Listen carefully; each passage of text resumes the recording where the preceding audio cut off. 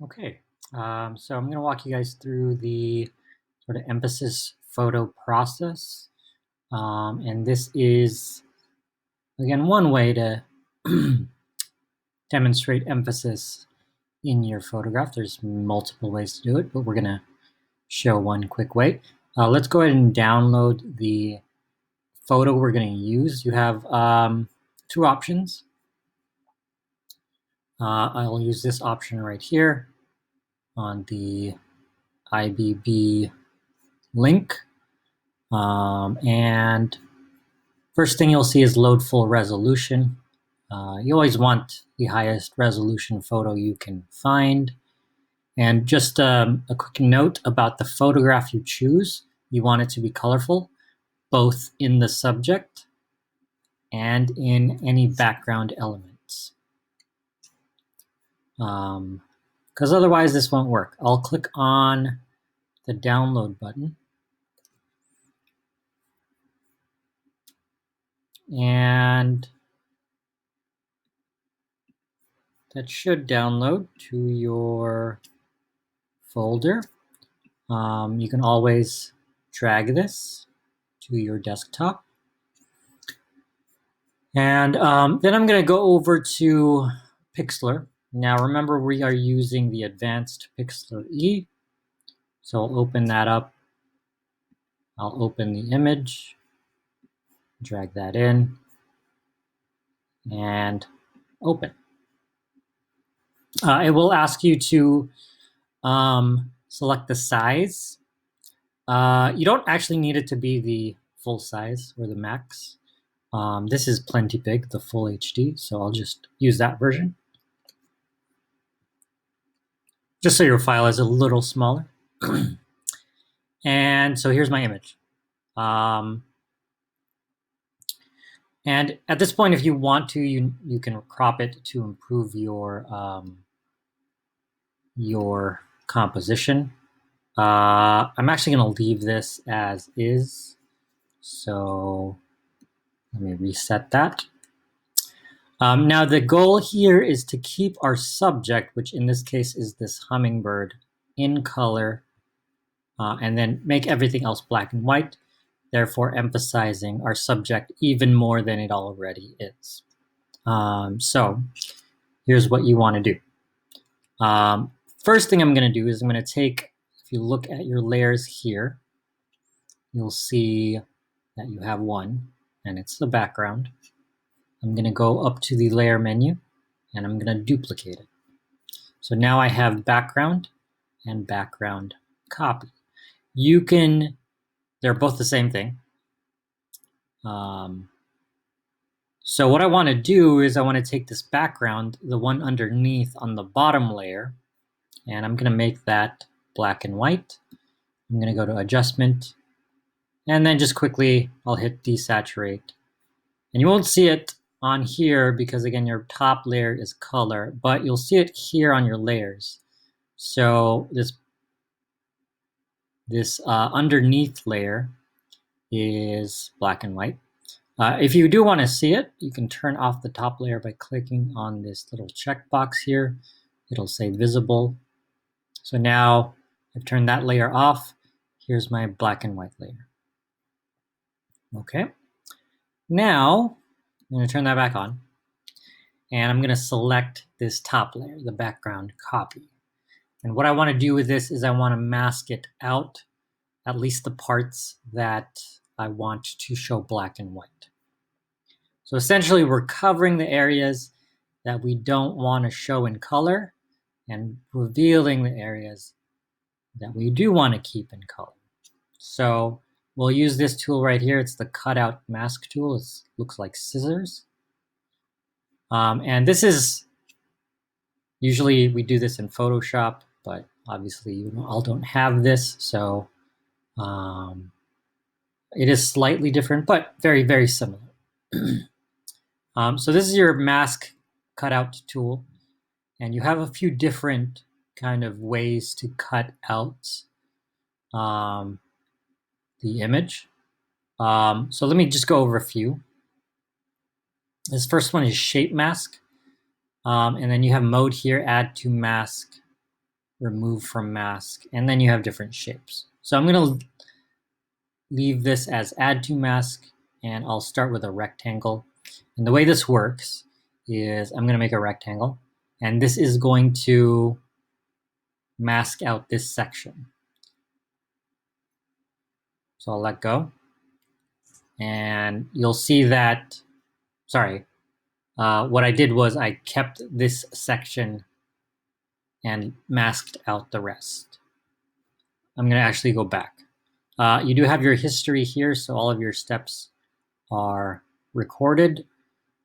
To a certain extent, it's going to stop once you get, it's going to delete kind of the earliest ones once you get to a certain amount of steps.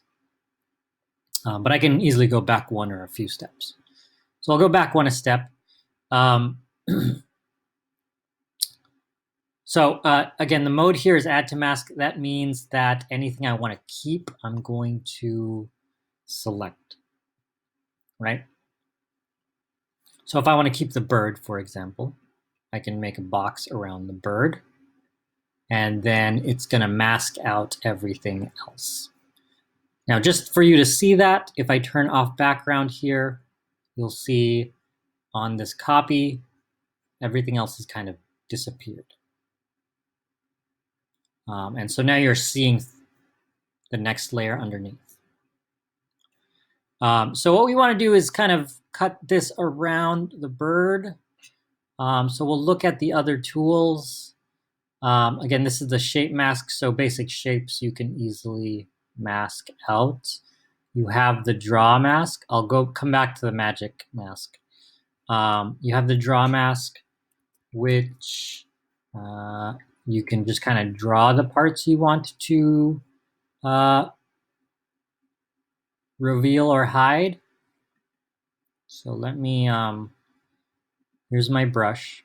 Right now it's got a very soft edge, and I'm gonna kind of make that a little more on the crisp side.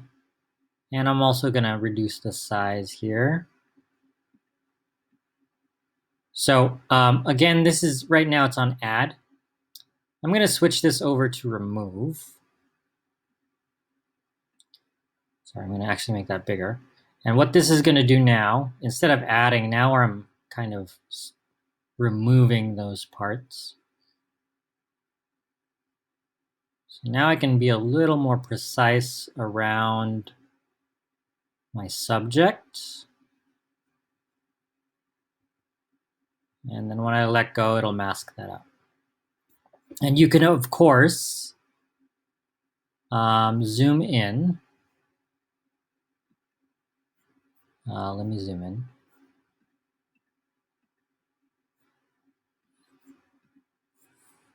There's your zoom tool. I'll go back to cutout. And I can definitely, in times where I need to be a little more precise, get a small brush and really be precise with that edge, right? So that's your brush mask, or your draw mask. This is useful in areas where there's not a clear division between your subject and your background. So like right here, this is good because I can paint out this tip of the plant and keep the bird in there. Again, it's useful to change your brush size to smaller areas. And that's your brush. Here's another one. This is a lasso mask. Again, right now I'm on the remove, so I'm continuing to hide these sections that are not my subject. Now the lasso allows you to kind of draw. So you can kind of lasso an area, kind of circle it, and it will either, depending on your setting, hide it or reveal it. Now, if I mess up, let's say I take up too much of this, I can, again, change my mode, and I can bring that back. This mask tool, what it does, it's kind of erasing, but it's not doing it permanently. It can always kind of reveal it. Now, let's go lastly to the magic mask. And this is probably the most useful and easiest way to do this, but it'll only work in certain situations.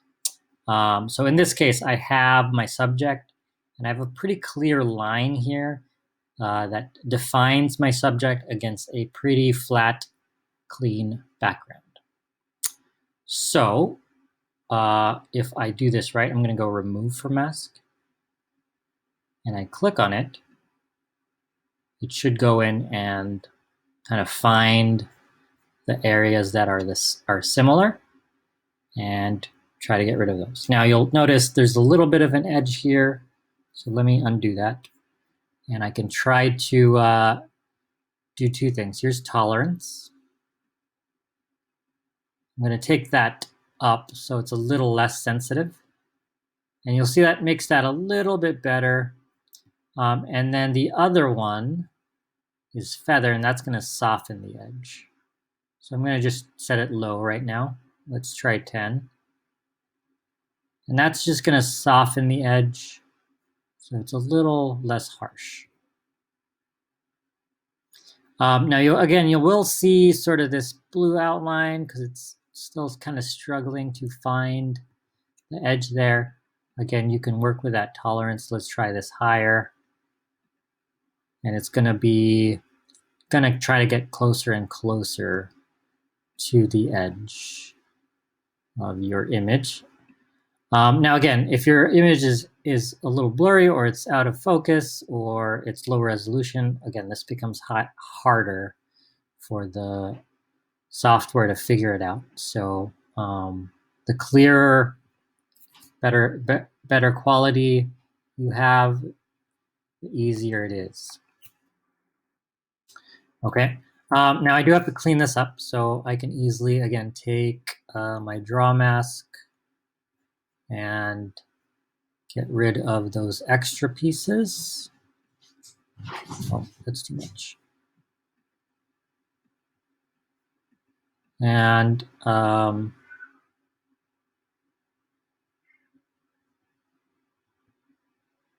you go. Rid of that.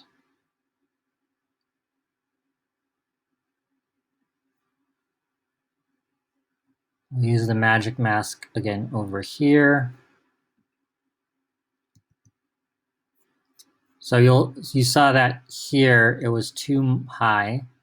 So I'll again lower it back down. And then that should be a little easier. Now again, we'll try to clean this up.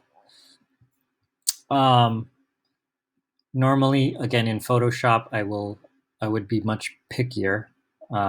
This sort of stuff you do want to get rid of.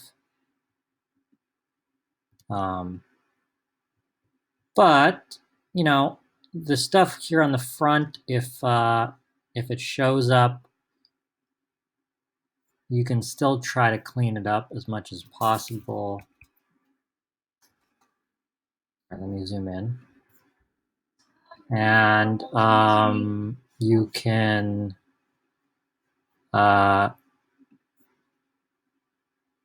use your tools to just kind of get those smaller sections. Sorry, that's the wrong thing. Here's your lasso.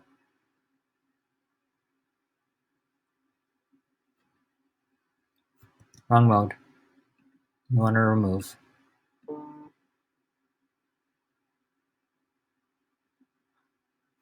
And you can clean it up as best as you can. Let me go ahead and turn on the background layer. And you can look at it this way now.